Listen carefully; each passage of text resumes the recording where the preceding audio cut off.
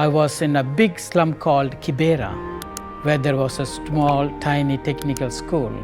And I used to go during the weekends and help them and support them. And it was not very easy, it's challenging because I'm going to a different environment, different culture, and different language. There were challenges to learn, but that urge to love the people and to be a missionary was so great. And all these small obstacles did never stop me from anything in loving. I always wanted to be in the tough places. I don't know why. And I always chose to be in the tough places.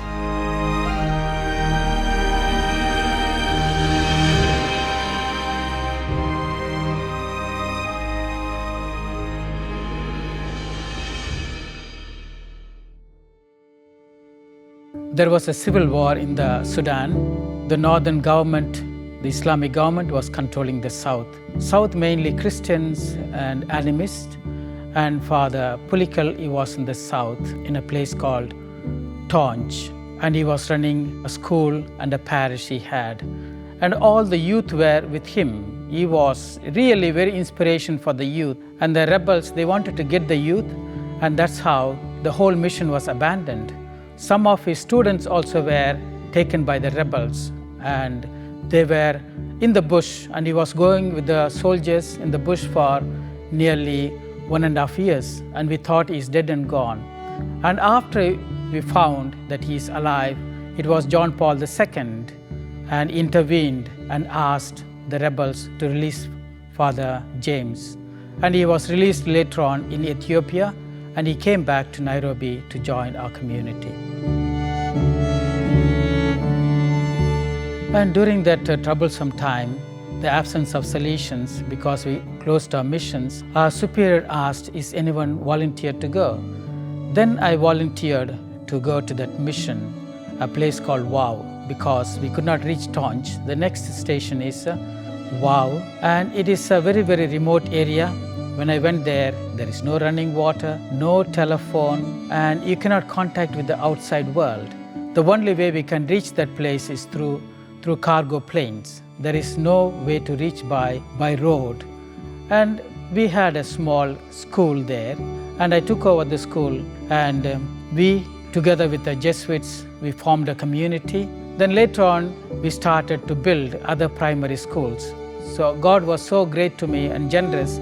I built 11 schools in Wow, and I came to know that only through education we can conscientize the people. But the aim of the government was to keep the people ignorant and rule. And we went there, we wanted to change, and we wanted to bring awareness to the people. That's the only way, through the education. That's how I was involved very much in the education. Later on, I was a development coordinator in education and healthcare in the diocese for a number of years.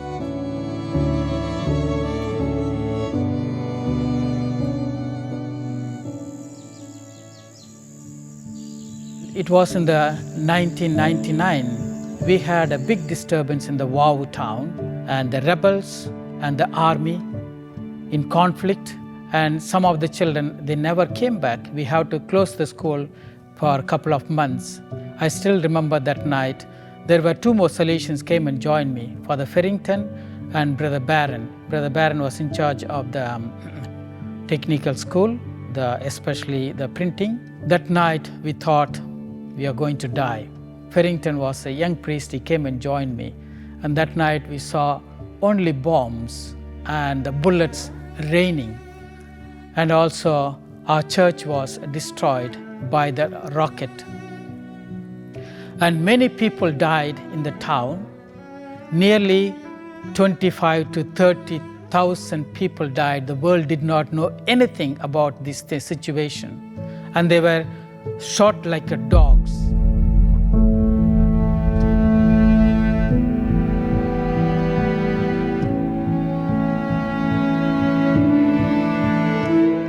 We buried with our school children in mass graves so many people. And they were all bodies everywhere, littered and eaten by dogs and rotten. And with the people, with the school children, we went and buried. And that also, I did not run away from the situation. And life continued for us. And my provincial wrote to me saying that because of the civil war, escape, run away to Central Africa. But that letter came only after 6 months. My superiors are asking me to come out. Father Sam, for what you are here? When you are needed here, you want to go away. What type of a missionary here? I never wrote any letter to my superior. I remained there. Meanwhile, 2 of my companions, they were imprisoned and they were expelled from the place. So I was left alone because we were blamed that we were printing some magazines and spreading the news to the rebels. But we were using the printing press only for the education of the children. So I remained alone and continued the work. After that war between the Islamic government and the South, we had so much of disturbance, so many people died. And immediately after that one, there was a famine. And most of them in the countryside lived there. They want to come to the city. And many of the parents, they died because of the famine. And only one survived were the little children. They were eating leaves, whatever they can. The Save the Children, the UNICEF, other aid organizations, they were all asking us to come, Father, help us. And what to do with the children who are left behind? No parents, they all died. And we started a Bosco home called, and just an orphanage children. And we had around 200 children in the orphanage. And we did not have a building, we had only the school. And during the day, the children, they stay under the mango trees.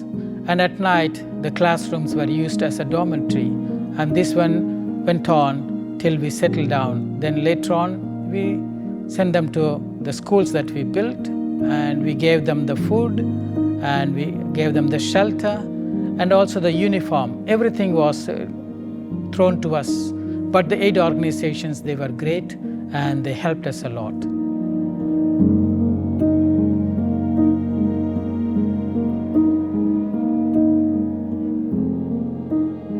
Afterwards, I left the South Sudan for various reasons because I was ill. Oftentimes, malaria is the killing sickness there, I was every 6 months, I was in bed, and it was really, my health was not that good. And it was very, very hard for me to make the decisions and to go away because after living there for 11 years, to come out from there. And my superiors, they asked me to come out. Then I came to Australia, and that's how I stayed here. I continued my work. And the first parish was Our Lady of Assumption in Dianella. And when I was there in the parish, the bishop asked me, why don't you start a community for the Africans? Because from 2001 onwards, there are many refugees came from Sudan to Australia. They were from Egypt, the camps. They are from Uganda and from Kenya. They are from different camps, refugee camps. They came as refugees here.